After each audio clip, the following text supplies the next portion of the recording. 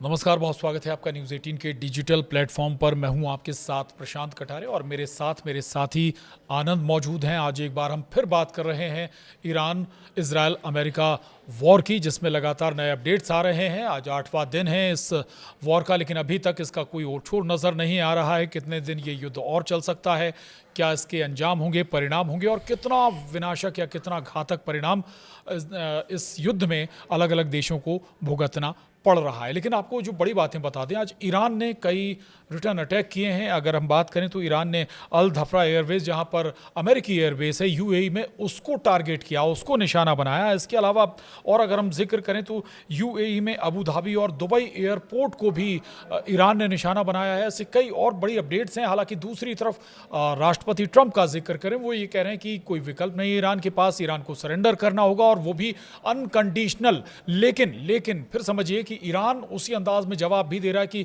Surrender करने का कोई ख्वाब में भी ना सोचे। वो उस ख्वाब को अपने साथ कहें तो ज़मीन के नीचे लेकर जाएगा या कहें कि कब्र में लेकर जाएगा। यानी कि ईरान के हौसले पूरी तरह से बुलंद हैं और उन हौसलों के साथ पर्याप्त जवाब भी ईरान लगातार दे रहा है, उन जगहों पर टारगेट कर जहां पर अमेरिकी बेस हैं या अमेरिकी मिलिट्री ठिकाने हैं।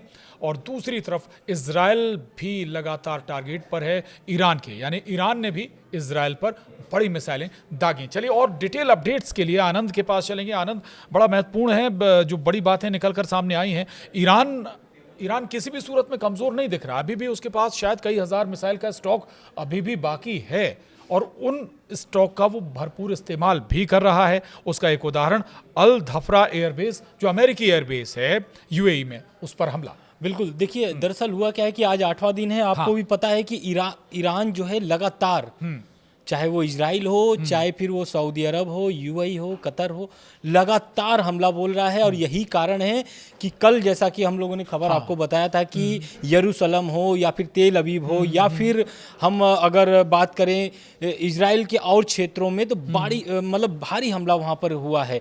और रक्षा मंत्रालय पर भी इजराइल के हमला हुआ है। लेकिन जो आज अपडेट्स आ रहे हैं, ये इजराइल से जुड़ा हुआ नहीं है, ये जुड़ा हुआ है यूएई से। और ईरानी जो नौसेना है, उन्होंने ड्रोन हमला किया है और ये अल धफ्रा एयरबेस जो है, यहाँ पर अफरा तफरी का माहौल हो गया है। हालांकि कुछ एजेंसियां हैं, कुछ न्यूज एजेंसियां हैं, उन्होंने दावा किया है कि यूएई में अमेरिकी ठिकानों को निशाना बनाया गया है। आईआरजीसी ने यूएई के अल धफ्रा एयरबेस पर दागे आत्मघाती ड्रोन हैं और अमेरिकी एयर वायरफेयर सेंटर और रडार सिस्टम तबाह करने का दावा है आईआरजीसी की तरफ से। तो यानी कि यहाँ पर ईरान का हमला हुआ है और इस पर आईआरजीसी ने दावा किया है कि अमेरिकी एयर वायरफेयर सेंटर और रडार सिस्टम को तबाह कर दिया गया है। तो इसके साथ साथ समझिए और एक खबर भी आ रही है, यूएई से ही जुड़ा हुआ है, कि यहाँ पर अबू धाबी और यूएई के जो इंटरनेशनल एयरपोर्ट है, यहाँ पर भी ईरान के ड्रोन फटे हुए हैं। हालांकि इस ड्रोन को जो है कि इंटरसेप्ट के माध्यम से गिरा दिया गया है, यानी कि इसको जमीन पर गिरने से पहले ही, यूएई की धरती पर गिरने से पहले ही इसको हवा में गिरा दिया गया है। लेकिन उसके मलबे गिरने से एक व्यक्ति की उसमें मौत हुई है, 7 घायल भी बताए जा रहे हैं। और साथ ही साथ यहाँ पर पूरी तरीके से शटडाउन, यानी कि यहाँ पर पूरी तरीके से बंद कर दिया गया है। आम जन लोग जो हैं वहाँ पर, उनको सुरक्षित जगहों पर पहुँचा दिया गया है। इसके साथ साथ एक खबर सामने और आ रही है कि जो दुबई के इंटरनेशनल एयरपोर्ट है अबू धाबी, यहाँ पर जायद इंटरनेशनल एयरपोर्ट पर ऑपरेशन अस्थायी रूप से रोक दिया गया है। यानी कि आपको भी पता होगा, खबर लगातार आप देख रहे हैं, तो इंटरनेशनल जो आवाजाही है एयरलाइंस के माध्यम से, वो मिडिल ईस्ट के कई देश बंद कर चुके हैं।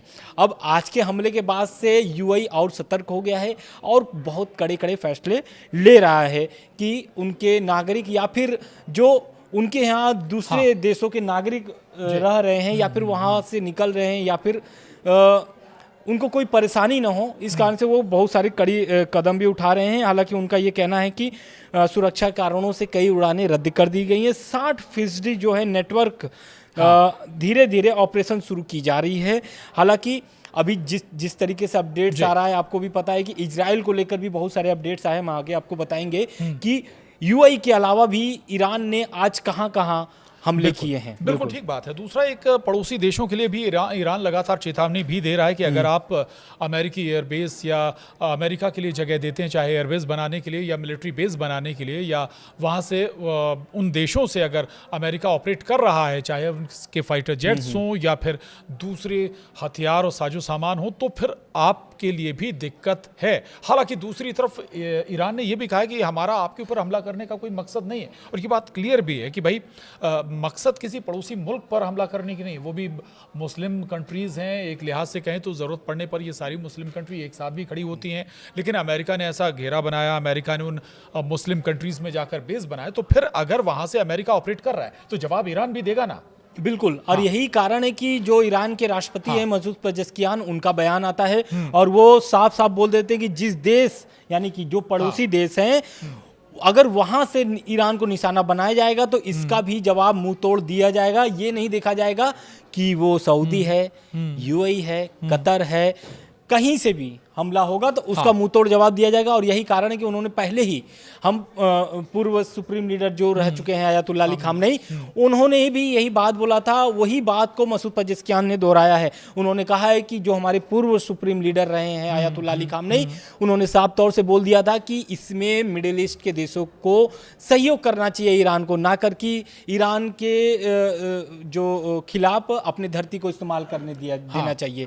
तो उन्होंने साफ तौर से बोल दिया था कि आपके धरती से अगर ईरान के खिलाफ कार्रवाई होती है तो ये नहीं देखा जाएगा कि आपके धरती पर हमला हो रहा है या नहीं हो रहा है, वहां पर मुंह तोड़ जवाब दिया जाएगा। और यही कारण है कि आप देखिए आज 8वां दिन है और 8वें दिन भी लगातार मिडिल ईस्ट के सभी देशों पर ईरान जो है कि हमला कर रहा है, सभी देशों पर, यानी कि जो उनके मिडिल ईस्ट में एयरबेस है अमेरिकी, वहां पर। साथ ही साथ इजराइल पर भी हमला कर रहा है। इजराइल के रक्षा मंत्रालय हो या फिर हम अगर कह रहे हैं तेल अवीव जो शहर है, बड़ी सिटी है, यरूशलेम हो गया, तो उनके बहुत सारे जो शहर हैं, बड़े बड़े शहर हैं, वहां पर भी हमले देखे जा रहे हैं। वहां पर भी हायरन इसको लेकर के सायरन सुनाई दे रहे हैं, लोगों को सुरक्षित जगहों पर भेजे जा रहे हैं। तो अफरा तफरी का माहौल इजराइल में भी बना हुआ है। बिल्कुल बिल्कुल, यानी कि इजराइल के जो तमाम बड़े शहर हैं, महत्वपूर्ण शहर हैं, राजधानी हैं, उनको भी ईरान सीधे तौर पर टारगेट कर रहा है। यहाँ पर कहीं कोई दो मत इस पूरे बात पर नहीं है। लेकिन एक और दूसरी बात, महत्वपूर्ण बात, लेबनान सीमा का अगर हम जिक्र कर लें आनंद, लेबनान सीमा में इजराइल और हिजबुल्लाह आमने सामने हैं। हिजबुल्लाह लगातार चुनौती दे रहा है इजराइल को, ये कह भी रहा है, केवल चुनौती नहीं दे रहा है बल्कि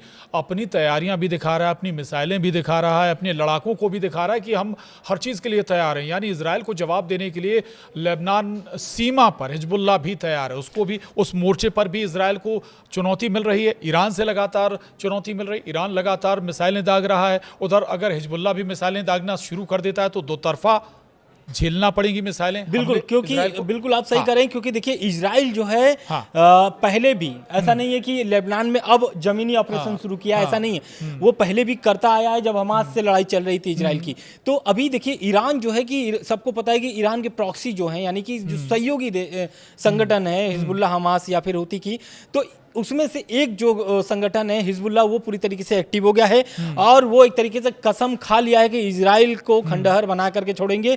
यही कारण है कि हिजबुल्लाह ने एक वीडियो जारी करके सैन्य तैयारी, यानी कि हिजबुल्लाह की सैन्य तैयारी क्या है, आगे की रणनीति क्या है, सैन्य रणनीति क्या है, उसको लेकर के एक वीडियो जारी किया है और साथ ही साथ नया मोर्चा भी खोल दिया है। इससे ये इजराइल में खलबली मची हुई है, क्योंकि देखिए एक तरफ ईरान भी हमला कर रहा है इजराइल पर और एक तरफ लेबनान की धरती से भी हिजबुल्लाह लगातार हमला कर रहा है। और इस वीडियो में ये भी दिखाया गया है कि इजराइल को सीधे सीधे कैसे मतलब हमला किया जाएगा और कैसे हराया जाएगा इजराइल को। उस वीडियो में खौफनाक वीडियो है, हालांकि ये वीडियो हम आपको इस वीडियो में दिखा नहीं सकते हैं उस वीडियो को, हालांकि इस वीडियो में ये दिखाया गया है कि किस तरीके से यहूदियों को वो मारेंगे। तो ये तो साफ नजर आ गया कि हिजबुल्लाह अब मोर्चा खोल दिया है, अब पीछे हटने वाला नहीं है। बिल्कुल बिल्कुल, ये बात बिल्कुल ठीक है कि किसी भी सूरत में हिजबुल्लाह भी पीछे नहीं हट रहा है, ईरान भी पीछे नहीं हट रहा है। इवन अगर जिक्र करें तो डोनाल्ड ट्रंप सीधी धमकी भी दे रहे हैं।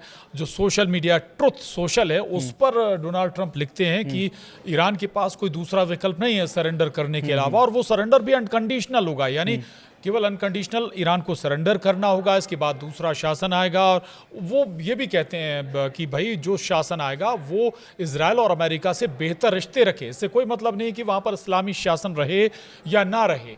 अमेरिका केवल एक लिहाज से कहें तो केवल अपना हित, अपने फ़ायदे देखता है, और उसी नज़रिए से यहाँ पर ये पूरी बात ट्रंप के नज़र भी आ रही है। लेकिन अब दूसरी बात इसमें जोड़ लें आनंद, तो दूसरी बात ईरान की तरफ से साफ कहा गया है कि ऐसा सपने में भी ना सोचें, आखिरी दम तक, आखिरी क्षमता तक, आखिरी जवान तक हम सरेंडर करने वाले नहीं है, आखिरी दम तक लड़ेंगे। बिल्कुल यार, इस ख्वाबों पर में ना सोचें। बिल्कुल ये जो ट्रम्प का पोस्ट आया हुआ था, इस पर ईरान के जो राष्ट्रपति हैं मसूद पेजेश्कियान, उनका बयान आता है और वो साफ तौर से बोल दिया है कि देश कभी भी सरेंडर नहीं करेगा, क्योंकि वो अपने सर्वोच्च नेता आयतुल्लाह अली खामनेई को इस संघर्ष में खो चुके हैं और वो ठान लिए हैं कि सरेंडर नहीं करेंगे किसी भी कीमत पर। उन्होंने साफ तौर से ये भी बोल दिया है कि अमेरिका और इजराइल ये गलतफहमी में न रहे कि ईरान जो है कि पीछे हटने वाला है, तो ईरान लगातार हमला करता रहेगा। आज 8वां दिन था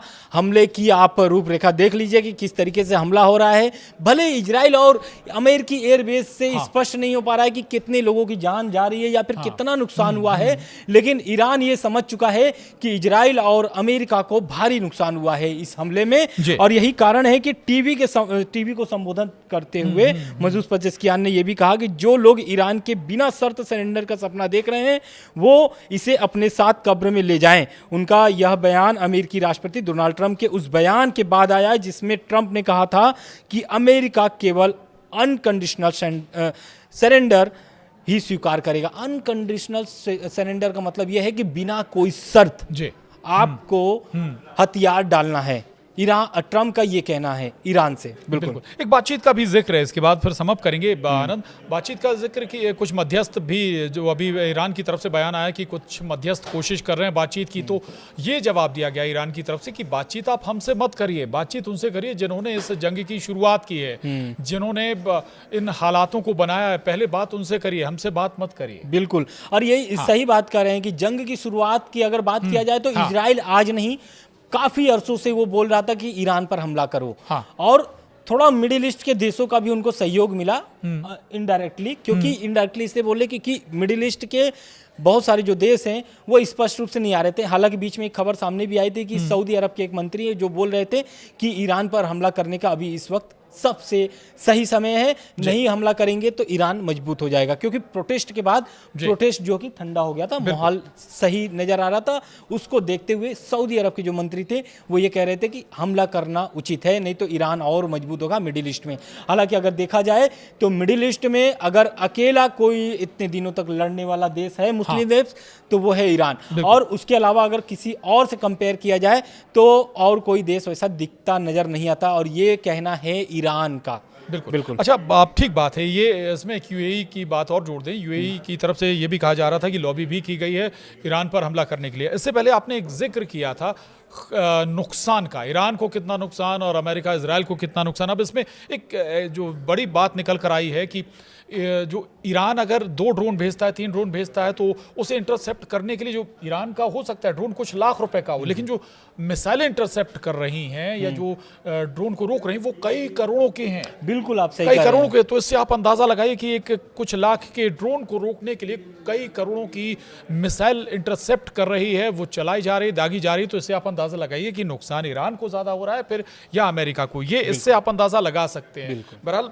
लेकिन ये बड़ा महत्वपूर्ण है कि अभी किसी भी सूरत में कम से कम ये युद्ध अभी हाल फिलहाल तो रुकता हुआ नजर नहीं आ रहा है। अमेरिका भले ही इसे कितना भी इजी ले रहा हो, लेकिन अब अमेरिका भी समझ चुका है कि ईरान को सरेंडर करवाना इतना आसान नहीं है, जवाब लगातार मिलता रहेगा। IRGC के पास एक के बाद एक प्लान होते हैं, भले ही नेतृत्व बदल जाए, लेकिन IRGC का जो मोटो या प्लान जो लेकर चल रही है, उसके पास मिसाइलों का ऑपरेशन उसके पास है, वो अपने हिसाब से लगातार जवाब देता है और वो जवाब लगातार आगे भी देता रहेगा। तो लगातार हम आपको अपडेट दे रहे हैं ईरान इजराइल अमेरिका वॉर से जुड़ी हुई। आगे की अपडेट के लिए भी आप लगातार हमारे साथ जुड़े रहिए। आज के इस वीडियो में इतना ही। नमस्कार।